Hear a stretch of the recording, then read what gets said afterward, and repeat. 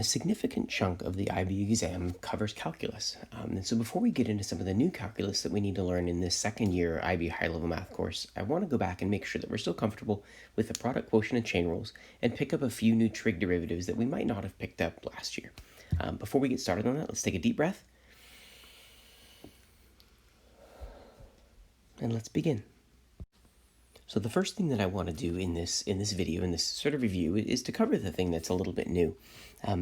We can indeed take the derivative of all 6 of the basic trigonometric functions. The derivatives of sine and cosine are things that we actually learned last year. The derivative of sine is cosine, and the derivative of cosine is negative sine. Now, the derivative of tangent is one that I think that we went over last year, but in case we didn't, I'm going to mention it here. The derivative of the tangent of x is secant squared x.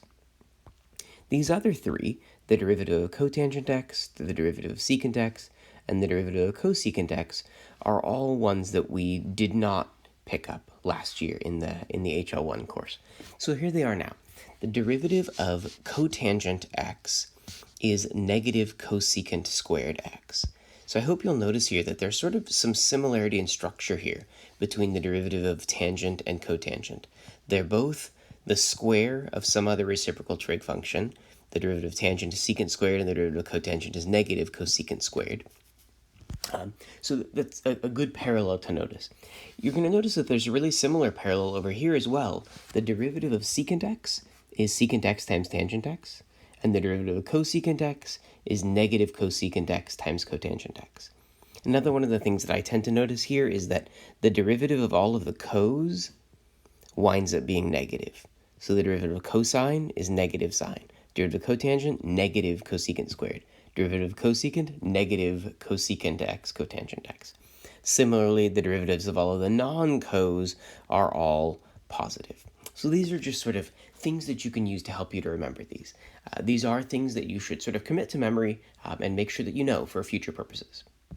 The remainder of this video is just going to be us reviewing the 3 derivative rules that we learned previously for taking derivatives. So the product rule, the quotient rule, and the chain rule. We begin with the chain rule. The chain rule, as you recall, is the thing that allows us to take the derivative when we have one function composed inside of another one. Formally, this is what the rule says. If you want to take the derivative of f of g of x, you take the derivative of the outer function and leave the inside alone, and then multiply by the derivative of the thing that was inside. So I have an example here. Many of you likely remember how to do these, so if you feel comfortable and confident, I would say go ahead and work through taking this derivative. You will notice that it uses one of our new functions. This is now secant, so you'll be getting a chance to sort of practice something new while also reviewing. If you think you've forgotten how to do this, I'm going to go through it now. What many people will do for this is they'll take a moment to identify what the outer function is and what the inner function is. Okay? The outer function here is secant x, and the inner function is 4x cubed. Now, I know that I'm going to need to take the derivatives of these things in order to do the chain rule. The derivative of the inner function is really easy. This is just 12x squared. And the derivative of the outer function is one of our new functions. This is secant x tangent x. Now, according to the chain rule, in order to take this derivative to do f prime of x, I'm supposed to do the derivative of the outer function with the inner function left inside of it. So that means I'm going to do the secant of 4x cubed times the tangent of 4x cubed. So notice that I'm using the same thing, secant x tangent x, but I'm leaving the x inside as 4x cubed. And then I'm supposed to multiply by the derivative of what the inside function was, so 12x squared. Important thing to remember here, very, very, very, very, very rarely will the inside of a trig function be allowed to be multiplied or changed in some way, and you certainly can't do it right here where you just have something times this. So the best that we could do is maybe move this thing to the front just because we think it might look better. The derivative of this would be 12x squared secant of 4x cubed tangent of 4x cubed. And that's it. This is the way that we go about doing the chain rule, and we've practiced one of our new trig derivatives at the same time. Next, we've got the product rule. Remember that the product rule allows us to take the derivative when we have one function multiplied by another function. So formally, if someone wants you to take the derivative of f times g, you basically have the functions take turns. You do the derivative of f times leave g alone, plus, now this time leave f alone and multiply by the derivative of g. Okay. So what people tend to do when they're doing these ones is they tend to sort of write down, hey, what are the two functions? What are those two things' derivatives?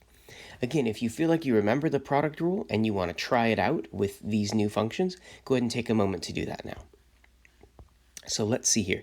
If I was going to work this one out, I would have one of my functions cosecant x, and then I'd have my other function. My other one here would be tangent x. And I could take a moment to actually write down what these things' derivative are.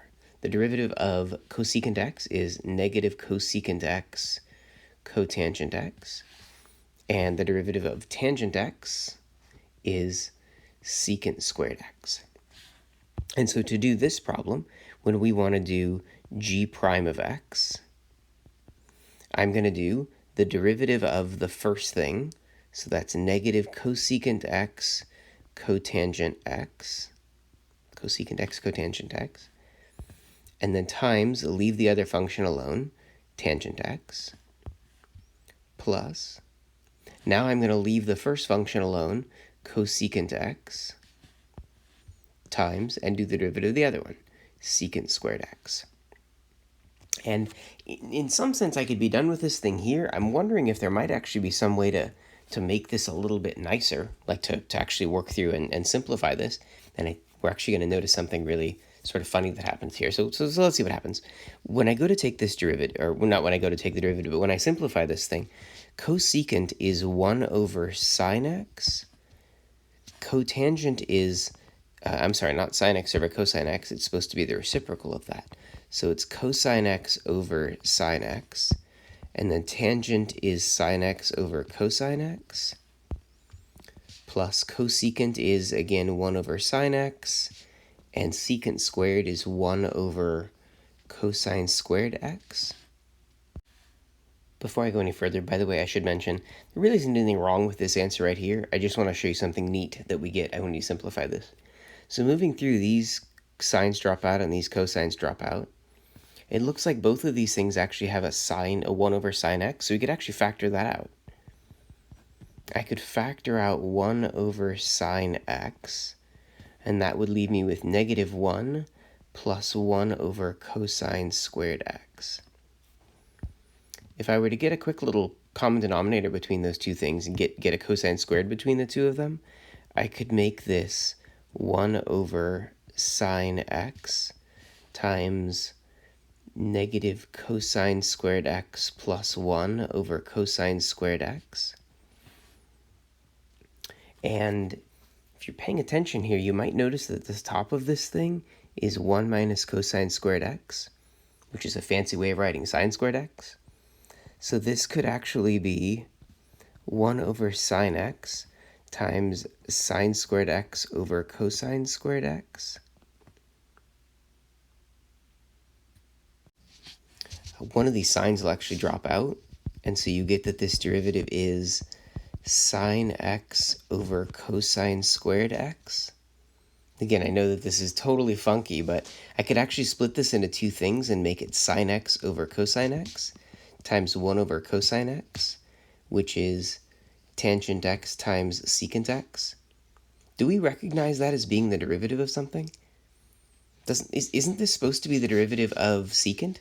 The derivative of secant is supposed to be secant times tangent? Well, go all the way back up to the original problem. Do you notice this original problem is 1 over sine x times sine x over cosine x? In theory, we could have canceled out the sine x's from the beginning and realized that this function was actually just secant x, and then realized, hey, I know what the derivative of secant x is. It's going to be this. So this is all sort of a long-winded way of saying it is valuable to look and see if you can simplify the thing that you want to take the derivative of before you do it, because you might end up being able to save yourself a whole bunch of trouble. With that said, if this question showed up on the IB exam, you could certainly take this as the derivative. It's just something that might be kind of challenging to work with.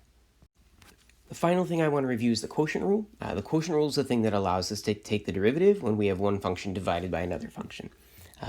This is what it looks like in rule form, but most people don't memorize it in rule form. Most of us use a rhyme. We use the low d high minus high d low, square the bottom, and away we go. And all that means is that you do the low function, low, d high, that means the derivative of the high function, minus high, the top function, d low, derivative of the bottom function, square the bottom, so square the g of x, and that whole quotient is the derivative. Right?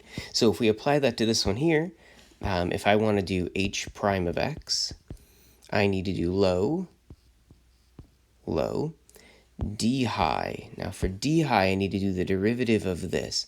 So low d high, that's going to be negative cosecant x cotangent x, low d high minus high cosecant x, d low, well, d low, d of the bottom is going to be 5x to the fourth.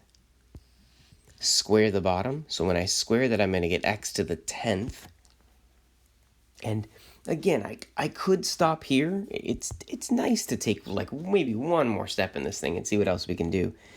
I noticed that this right here has a factor of x to the fourth. This has a factor of x to the fifth, and this, of course, is x to the 10th. So I could actually cancel 4 of those out. If I did that, I'd be left with just x cosecant x cotangent x minus 5 cosecant x all over x to the 6th power. Maybe one more thing that we could do, I noticed that both of these terms in the top have a cosecant x, so I suppose I could factor out that cosecant x. Actually, they're both negative. I kind of want to pull out the negative cosecant x. That would leave me with x cotangent x minus 5 all over x to the 6th power. And that's probably the nicest that I can make this look for me doing that derivative. So at the end of this, hopefully you are sort of have it fresh in your mind how to take derivatives using the product rule, the quotient rule, and the chain rule. And you're starting to get the hang of these derivatives of cosecant x, cotangent x, secant x, and tangent x. Best of luck as you work through the assignment, and I really hope that you get a strong grasp of this as we move forward into relearning and remastering some of the calculus that we began learning last year.